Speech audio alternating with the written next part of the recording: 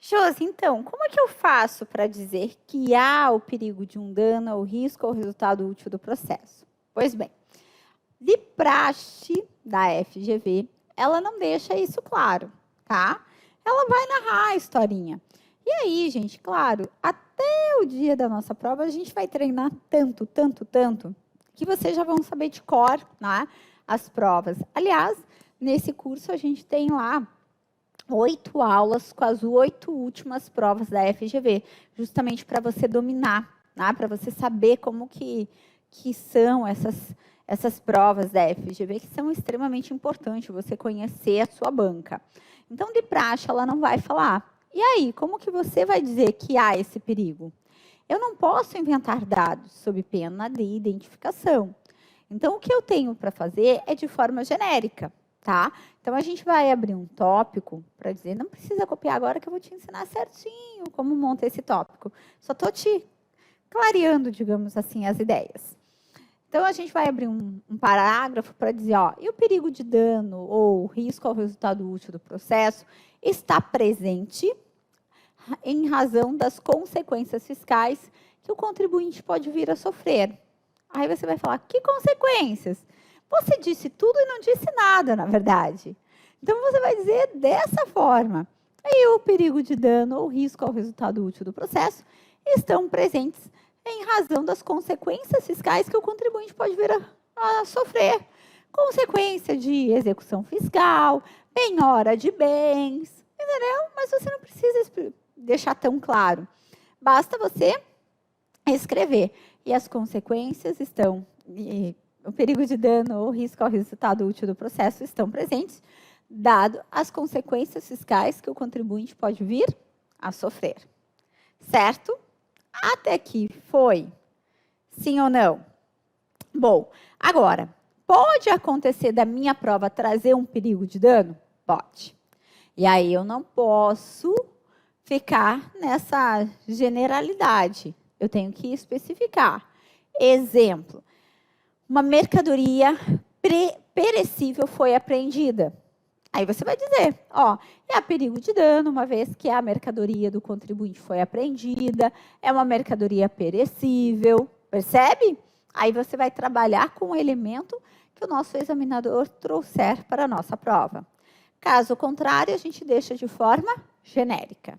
Bom, então agora você já sabe sobre a tutela provisória de evidência, e você já sabe sobre a tutela provisória de urgência. Agora, vamos lá. Vamos abrir o quarto tópico. Como é que eu vou falar isso? Eu vou falar da seguinte forma. Da suspensão da exigibilidade do crédito tributário. E aqui as correções. Eu sugiro que seja, na verdade, o tópico 4, porque no 1 eu tenho síntese dos fatos, no 2 o cabimento da ação, no 3 do direito e o 4 para falarmos sobre a suspensão da exigibilidade do crédito tributário. Como eu vou pedir tutela primeiramente, então eu vou colocar já aqui, artigo 151, inciso 5 do CTN, tá? E aí eu vou especificar da tutela provisória de urgência, artigo 300 do CPC. Então, se você percebe, não tem os requisitos para concessão de uma tutela de evidência, vamos pedir a de urgência. Aí deixe bem claro, da tutela provisória de urgência, artigo 300 do CPC. E, da mesma forma que nós estamos acostumados a trabalhar com tudo aqui, eu tenho que demonstrar ao examinador que eu sei fazer a subsunção do fato à norma. Então, necessariamente, no mínimo, 3 parágrafos. A norma, o caso concreto e a conclusão.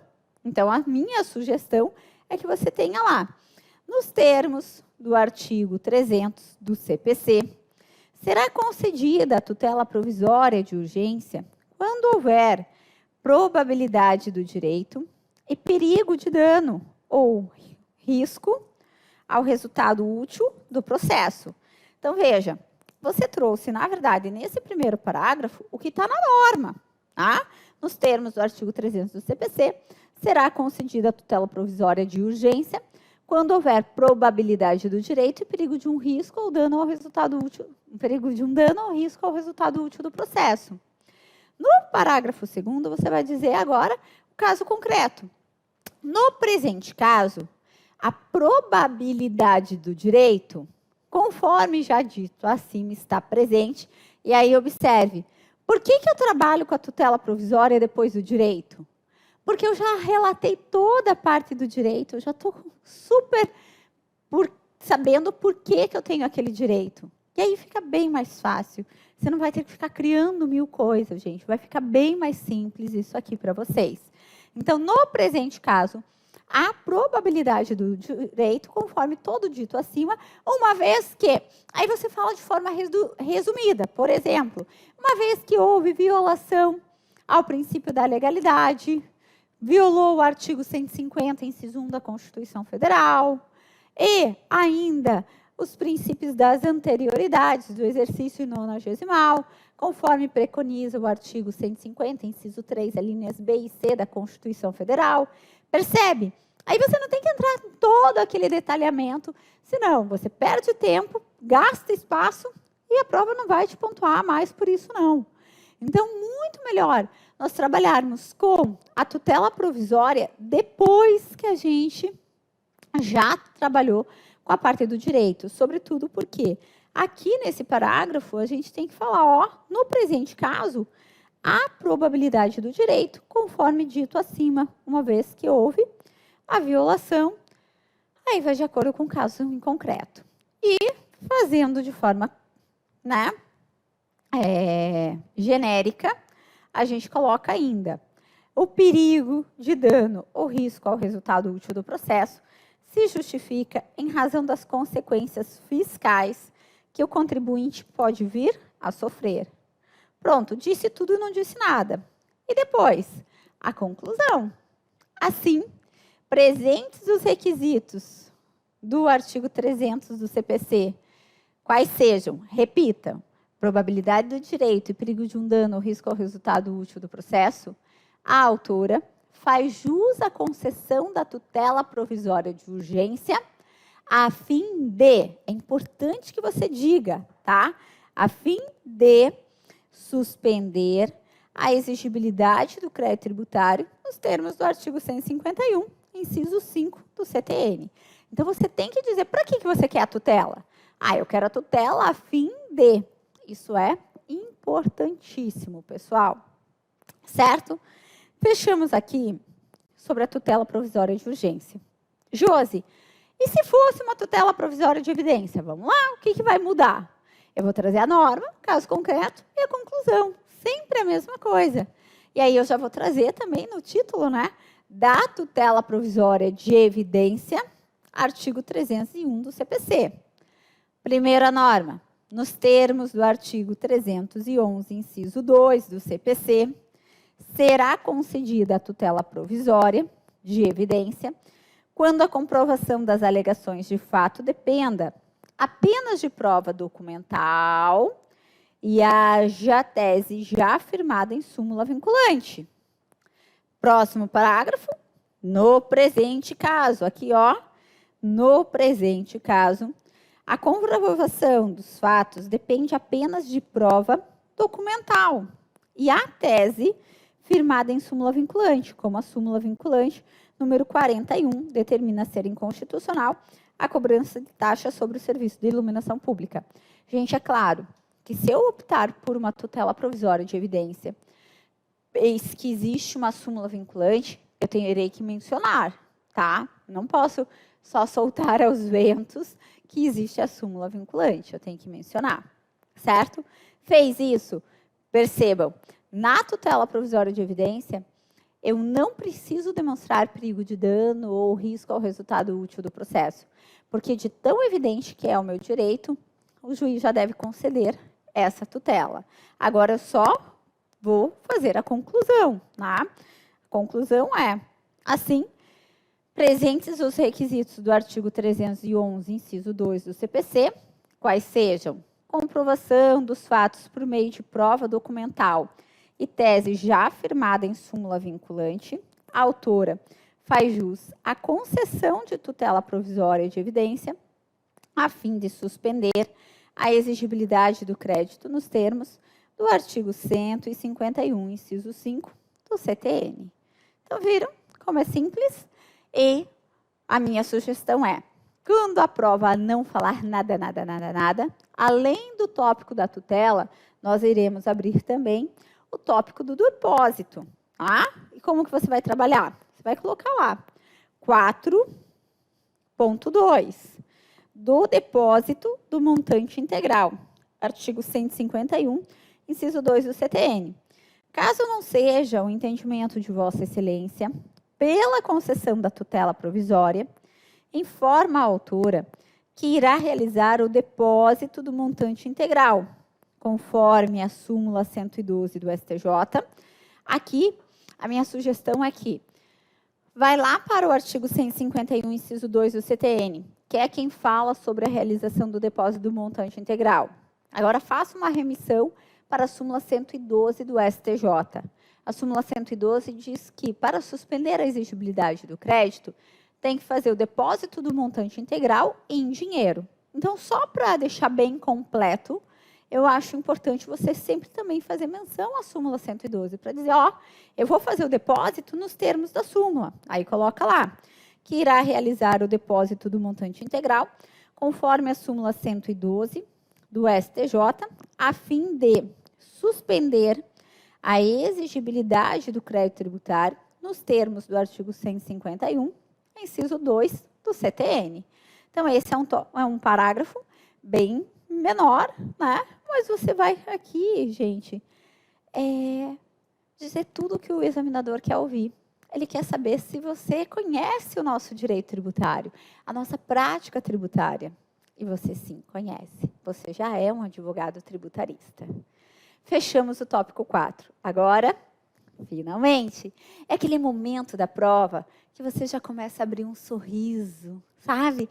De sensação, está acabando, já está acabando. Vamos para o tópico dos pedidos. Então, colocamos aqui, minha sugestão, item 5 dos pedidos. E aí? Eu tenho uma frase padrão, tá? Mas sem prejuízo de você fazer a frase que você quer. Quando eu coloco dos pedidos e vou fazer os pedidos, eu já coloco assim: diante de todo exposto, requer-se. Requer-se o quê? O primeiro pedido, tá? Ainda que não precise mais, de acordo com o CPC de 2015, mas eu faço porque eu gosto. Então, o primeiro pedido será que seja citada a outra parte, na pessoa de seus representantes legais, para querendo apresentar resposta.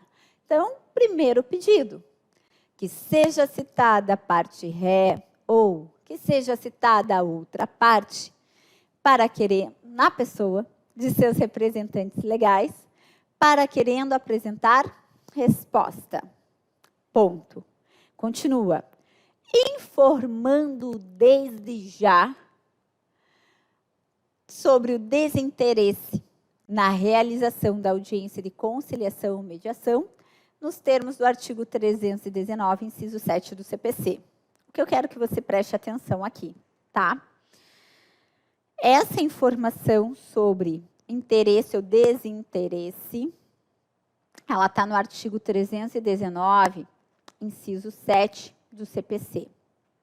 A partir do Código de 2015, é obrigatório você colocar na sua petição se você tem interesse em realizar a audiência de conciliação ou mediação ou se você não tem interesse. Aqui no tributário, por hora, a gente sempre vai optar pelo desinteresse. Tá? Não queira ficar criando moda, mas eu quero fazer. Não, não crie moda, tá? Pelo desinteresse. Então, você já coloque isso em destaque no seu artigo 319, e aí que eu te chamo mais uma vez a atenção, por que eu tenho que abrir toda vez o artigo 319 do CPC? Por conta disso, para não esquecer de que é básico. Esse pedido aqui tem pontuado mais ou menos 01, 02, aliás, 02. Por quê? Pelo fato de você informar o desinteresse na realização da audiência de conciliação e mediação, você ganha 01. E por mencionar a base legal, mais 01. Gente, é importantíssimo mencionarmos a base legal tá? Nos pedidos. É impressionante como a FGV pontua. 0,1 só para a base legal, ok? Então, esse foi o meu primeiro pedido. Que seja citada a outra parte, na pessoa de seus representantes legais, para querendo apresentar resposta, ponto. Informando desde já o desinteresse na realização da audiência de conciliação ou mediação, nos termos do artigo 319, inciso 7 do CPC. Próximo pedido, aqui você já vai colocar, né, concessão da tutela provisória, e aí repete, e aí quem até faça já em primeiro lugar. Eu acabei indo já direto para a citação, que eu não queria esquecer de falar do interesse e desinteresse da audiência. Mas, geralmente, eu começo os pedidos com a concessão da tutela provisória. Então, aqui a gente inverteu, mas não tem problema. Então, concessão da tutela provisória, especifique qual? Concessão da tutela provisória de evidência, uma vez que presentes os requisitos do artigo 311, inciso 2 do CPC, quais sejam? Repita, porque a tua nota vai ser repetida, tá? Vai ser pontuada tanto por você ter mencionado a tutela no tópico, como também mencionar aqui na parte dos pedidos. Então, pois estão presentes os requisitos do artigo 311, inciso 2 do CPC, quais sejam? Que todo alegado pode ser comprovado apenas por prova documental e que há súmula vinculante a respeito, a fim de que, tem que escrever de novo, que seja suspensa a exigibilidade do crédito tributário nos termos do artigo 151, inciso 5 do CTN. Então, você vai repetir esse pedido, que daí fica simples, né, gente? Uma repetição. Aí, pedido C. Ó, caso não seja concedida a tutela provisória de evidência, que dê ciência à outra parte sobre a realização do depósito do montante integral, de acordo com a súmula 112 do STJ, a fim de suspender a exigibilidade do crédito tributário nos termos do artigo 151, inciso 2 do CTN.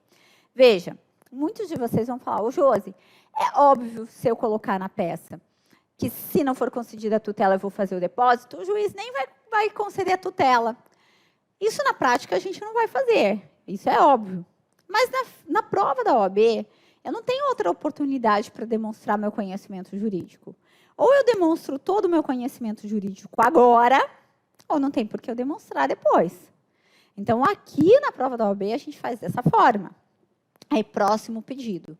O próximo pedido é, com certeza, o pedido mais importante, é o mais pontuado, mas é o que eu tenho que tomar mais cuidado. Por quê? A banca da FGV só vai me pontuar se eu fizer esse pedido correto. Não existe como fazer meio correto, porque aqui não vai existir meia pontuação. O próximo pedido é que seja julgada procedente a ação barra o pedido a fim de. Agora a gente vai deixar 3 pontinhos, porque a nossa aula é de petição inicial de forma geral. Mas quando a gente tiver frente às nossas peças já iniciais, né, específicas, que será na próxima aula, aí você tem que dizer exatamente o que você quer. Então, exemplo, se eu ingressar com uma ação de restituição, o que eu quero? Eu quero restituir os valores pagos indevidamente ao maior. Então, eu tenho que já colocar isso no pedido. Que seja julgada procedente a ação, barra o pedido, a fim de condenar a outra parte a restituir os valores que foram pagos indevidamente ou a maior. Se eu ingressar com uma ação anulatória, aí o meu pedido ficará que seja julgada procedente a ação, barra o pedido, a fim de anular os lançamentos tributários que estão em aberto. Percebe? E aí, até pelo teu pedido, quando você olhar e verificar, nossa, mas o que eu quero? Aí você já vai conseguir, inclusive, identificar qual é a peça cabível. Foi? Então, esse é o pedido mais importante. Depois desse pedido, nós temos aquele que você tem que falar sobre a produção de provas. Então, Produção de provas, todas admitidas em direito, em especial. Tem que especificar qual prova você quer. Em especial, a prova documental, conforme prevê o artigo 319, inciso 6 do CPC. Veja que para cada pedido a gente está colocando um embasamento legal, à exceção do meu pedido principal. Tá? Então, próximo pedido. Produção de todas as provas admitidas em direito, em especial a prova documental, conforme prevê o artigo 319, inciso 6 do CPC. E aí, o último pedido, aquele que você não pode se esquecer no dia da sua prova e muito menos no seu dia a dia. É a melhor parte, é a condenação da outra parte ao pagamento de custas e honorários de sucumbência nos termos do artigo 85, parágrafo 3º do CPC. Então, fizemos aqui 6 pedidos. Tá? Vamos recapitular? O primeiro deles foi lá a citação da outra parte na pessoa de seus representantes legais, para querendo apresentar resposta, informando desde já o desinteresse na realização da audiência de conciliação ou mediação, nos termos do artigo 319, inciso 7 do CPC. Pedido B, que seja concedida a tutela provisória de urgência, que seja concedida a tutela provisória de evidência, uma vez que presentes os requisitos, tenho que explicar quais são, e ainda dizer por quê, a fim de suspender a exigibilidade do crédito tributário nos termos do artigo 151, inciso 5 do CTN. Aí o pedido C, caso não seja esse o entendimento de Vossa Excelência, pela concessão da tutela provisória, que dê ciência a outra parte sobre a realização do depósito do montante integral, segundo súmula 112 do STJ, a fim de suspender a exigibilidade do crédito tributário, conforme artigo 151, inciso 2 do CPC, do CTN, desculpe. Próximo pedido, eis o mais importante de todos eles, que seja julgada procedente a ação / o pedido, a fim de, aí vai de acordo com o caso concreto. Próximo pedido, produção de todas as provas admitidas em direito, em especial a prova documental, nos termos do artigo 319, inciso 6 do CPC. E próximo pedido, que seja condenada a outra parte ao pagamento das custas e honorários de sucumbência, nos termos do artigo 85, parágrafo 3º do CPC. E agora, Josi, nós terminamos os pedidos, mas eu tenho que dar o fechamento à minha peça. E dar esse fechamento à peça, ele é pontuado, tá? Nesses termos, pede-se deferimento, local data, para um pouquinho, é local data. Ah, eu posso escrever o local que eu estou fazendo a prova? Não. Posso escrever a data que eu estou realizando a prova? Via de regra, não. A não ser que a sua peça cobre isso. Lá na banca anterior, algo que eu achava bem bacana que a banca fazia, era date sua peça com prazo fatal. Então, se você tinha um recurso, era ali um momento que para você provar que você sabia fazer contagem de prazo processual. A FGV não tem esse costume. Então, geralmente, a gente finaliza com local e data, tá? Da forma genérica, como eu coloquei mesmo, tá? Agora, é claro que se a prova, na sua vez, pedir para você colocar o prazo fatal, sendo o recurso, você vai ter que fazer. E aí? Então, nesses termos, pede-se deferimento, local, data, advogado, OAB, número. Só isso, Josi? Tem valor da causa? Claro que tem. Guarde o que eu vou te falar para a vida. Toda petição inicial tem valor da causa. Então, quando você for fazer uma petição e pensar, meu Deus do céu, será que tem valor da causa? Sendo petição inicial, toda petição inicial tem valor da causa. Então, a hora que você fecha os pedidos, tá? Fechei, coloquei B, C, D, E, F. Aí você coloca, dá-se a causa, o valor de.